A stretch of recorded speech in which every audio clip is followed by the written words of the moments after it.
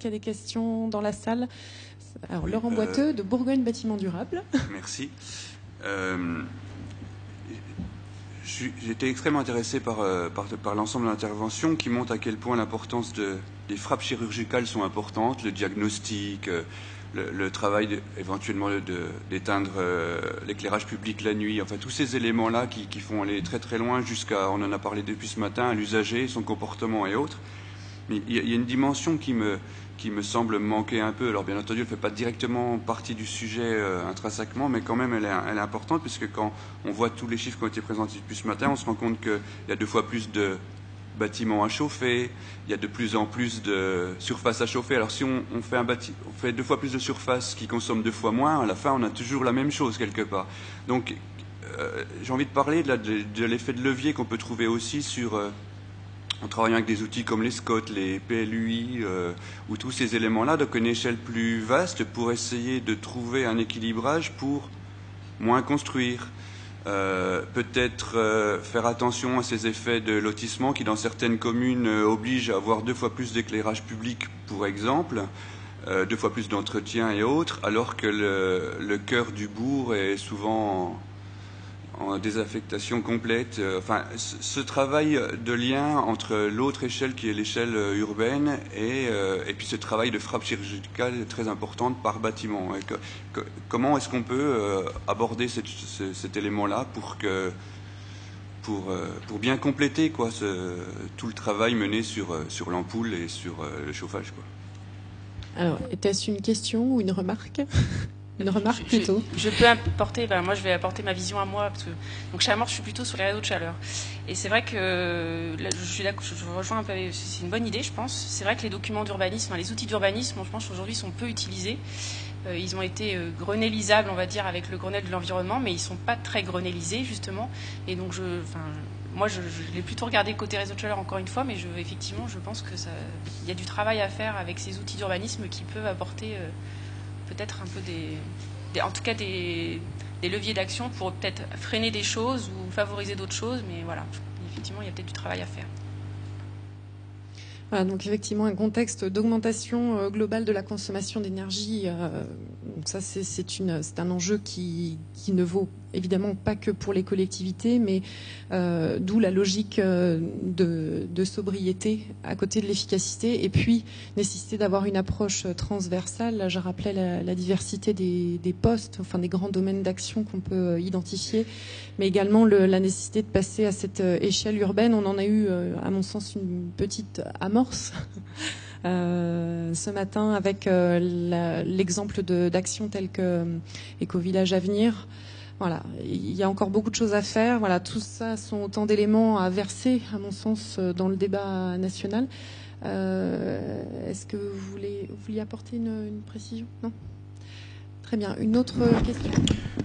Emmanuel Boulien, directeur développement durable aux EPLAD. Une remarque, ça fait quand même plusieurs fois que j'assiste effectivement à des colloques sur la question énergétique où le coût global est mis en avant, ce qui est plutôt une bonne chose, même si dans ces murs, certaines subventions prennent le coût global en compte, mais pas du tout le coût de l'augmentation de l'énergie, ce qui me semble-t-il un peu paradoxal. Puisque Madame l'a rappelé, le coût global, si vous ne faites pas varier, même si on ne lit pas tous dans le marc de café les montants de l'énergie, ça ne joue pas tout à fait son rôle. Mais sur ce coût global, pourquoi à un moment, arrêtons d'en parler et finalement, code des marchés publics et hautes structures, imposons-le. Mettons-le, de manière obligatoire, parce qu'aujourd'hui, finalement, on en parle entre spécialistes ici, et puis finalement, dès que vous allez avoir une consultation d'une collectivité, pour nous, maîtrise d'ouvrage pour le compte des collectivités, surtout, le coût global, il ne faut pas le prendre en compte, parce que derrière, ceux qui font l'investissement, eux, ne font pas la gestion derrière. Parce que les services, aujourd'hui, sont souvent structurés de cette manière-là.